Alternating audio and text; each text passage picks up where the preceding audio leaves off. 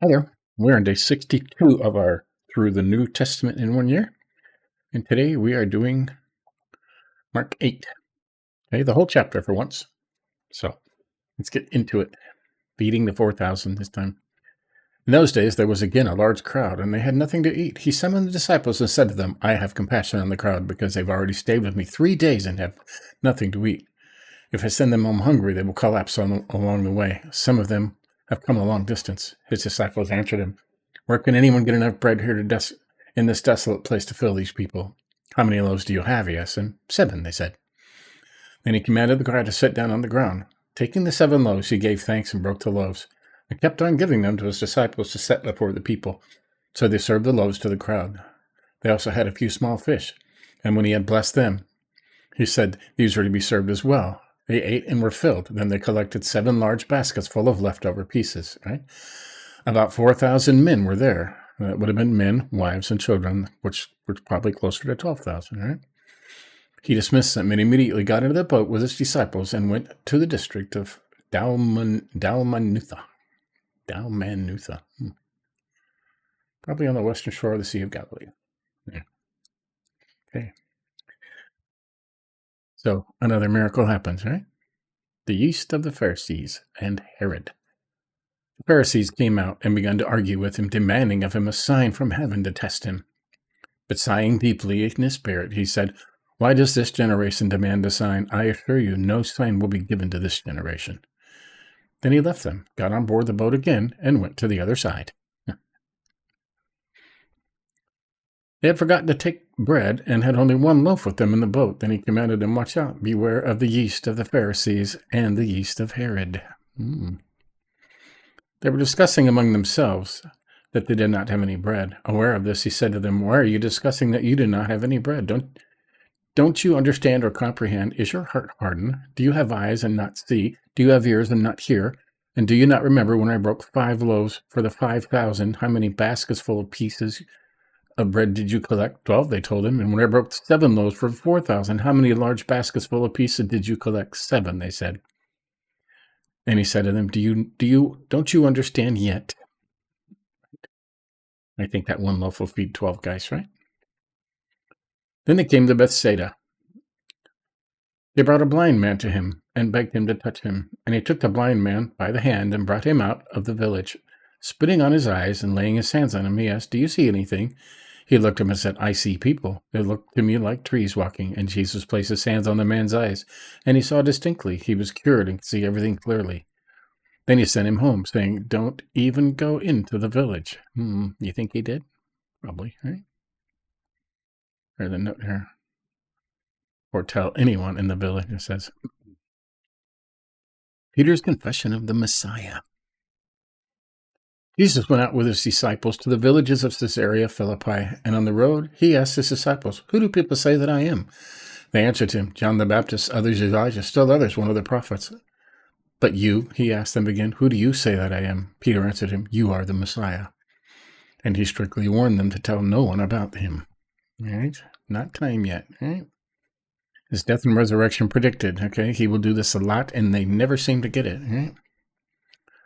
Then he began to teach them that the Son of Man must suffer many things and be rejected by the elders and the chief priests and the scribes, be killed, and rise after 3 days. He was openly talking about this, so Peter took him aside and began to rebuke him. Yeah, right. But turning around, and looking at his disciples, he rebuked Peter and said, Get behind me, Satan, because you're not thinking about God's concerns, but man's. Right? Summoning the crowd along with his disciples, he said to them, If anyone wants to be my follower, he must deny himself, take up his cross, and follow me. Okay? He mentions cross before he's even crucified. Like that. For whoever wants to save his life will lose it, but whoever loses his life because of me and the gospel will save it. For what does it benefit a man to gain the whole world yet lose his life? What can a man give in exchange for his life? For whoever is ashamed of me and of my words in this adulterous and sinful generation, the Son of Man will also be ashamed of him when he comes in the glory of his Father with the holy angels. Right? Do you want that? I don't want that. Well, there you go. That's chapter 8. Tomorrow we'll do half of chapter 9. Okay? The Transfiguration, that's a good one.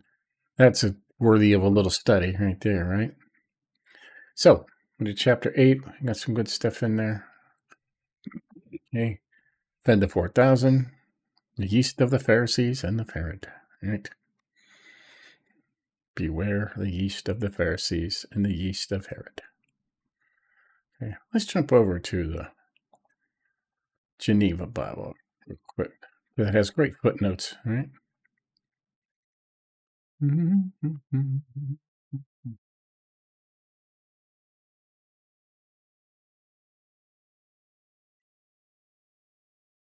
looking for that.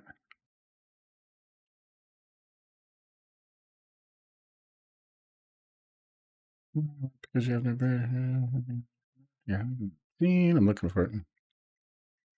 Never close on my 5,000. Is that you understand that? You know, you got to go back because I don't.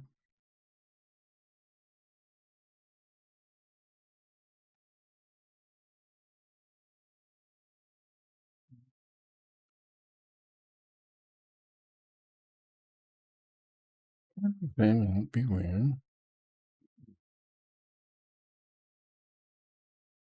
Got to bring a bread, a caution abstain, but that would be where the. Okay, it's verse 15. Okay. I just want to see if there's a note on verse 15. Okay. There is. You must especially take heed of them which corrupt the word of God. What degree?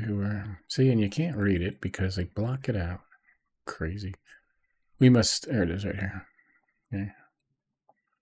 We must especially take heed of them which corrupt the word of God, what degree soever they be of, either in the church or in civil policy.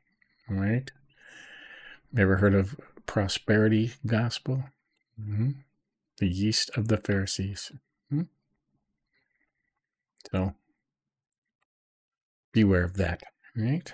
That's a whole study you could do on the yeast of the Pharisees. So, there you go. That's Proverbs. That's Mark 8. Okay, tomorrow we'll start Mark 9. Okay, it's day 62, and we're getting there. So give us a like if you think about it, and catch up on any you may have missed, and join us again tomorrow. See ya.